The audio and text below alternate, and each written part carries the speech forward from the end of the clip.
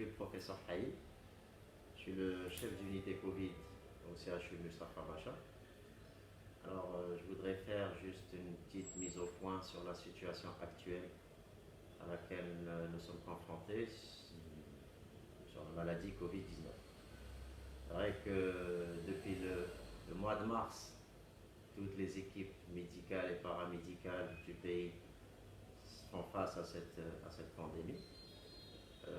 Toutes les équipes n'ont jamais baissé les bras, mais il faut quand même sensibiliser la population par rapport à ce qui se passe actuellement.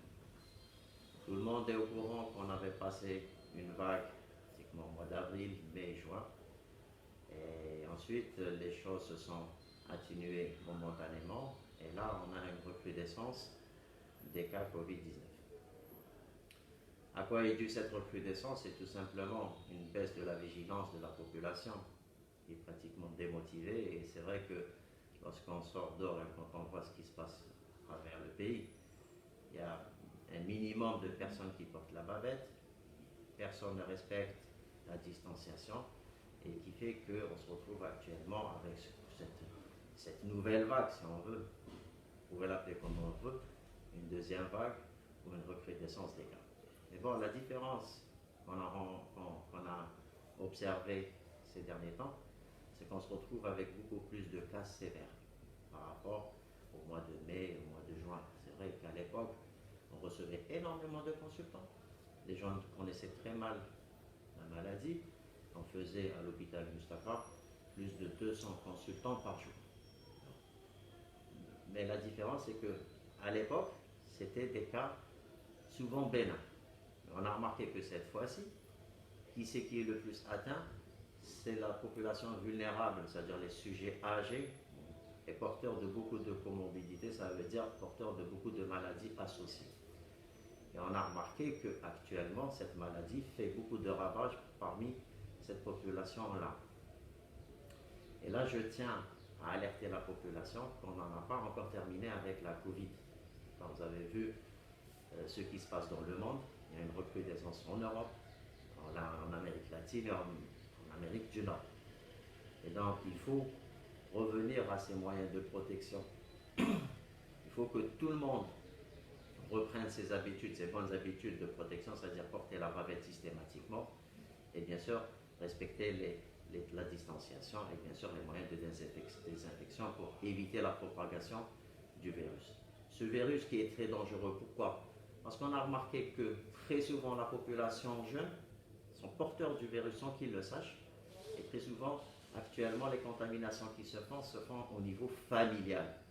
Et c'est vrai, quand on reçoit des malades parfois très âgés qui ne sont pas sortis de chez eux depuis plusieurs mois, on pose la question. Et donc, comment vous avez été contaminé? Et là, c'est le déni total.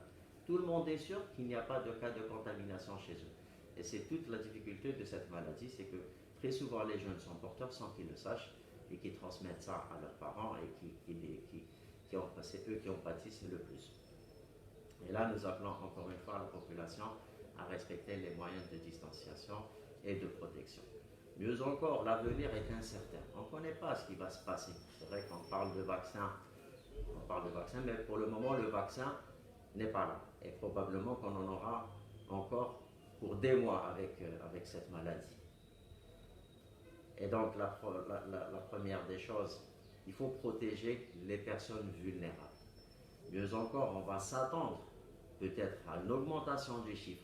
Cela est dû à quoi? Tout simplement, ce qu'on va payer, c'est l'ouverture des écoles. Il y a quand même 8 millions d'enfants qui ont repris les écoles la semaine passée. Et là, les répercussions vont se faire sentir dans 10 à 15 jours, voire 20 jours.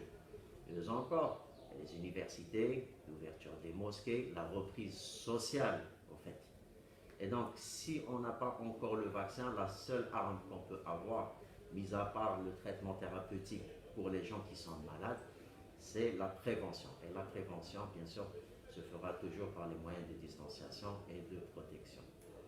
Et donc, il faut qu'on reste sur l'idée de la protection. Il faut faire très attention. Ce virus tue. Malheureusement, vous avez vu que les chiffres augmentent de plus en plus et que même les décès augmentent. Et pour le moment, on n'a pas d'autre choix que de faire de la prévention. Donc, nous vous demandons de vous protéger pour protéger vos parents, qui sont les plus vulnérables et généralement c'est eux qui en pâtissent le plus et qui vont vers les cas très sévères. Actuellement, ces cas sévères augmentent de plus en plus par rapport aux cas bénins. Et donc, la seule arme qu'on a, c'est la prévention. Et donc, je rappelle encore, je fais un deuxième appel. Toutes les corporations médicales n'arrêtent pas et ne cessent de le proclamer haut et fort. Il y a toujours, malheureusement, dans la population, le déni de cette maladie. Il y a, je ne sais pas, il y a des gens qui n'y croient pas encore. Et là, je les invite à venir voir ce qui se passe dans les hôpitaux. Le corps médical, il est fatigué, il est saturé, ils font face à cette pandémie depuis plus de 8 mois. Il y a énormément de contaminés dans le corps médical. Vous avez vu même sur les médias, sur les réseaux sociaux, il y a eu même quand même beaucoup de décès dans le corps médical et paramédical. Le corps est fatigué et donc nous vous appelons à nous aider pour prendre en charge ces malades.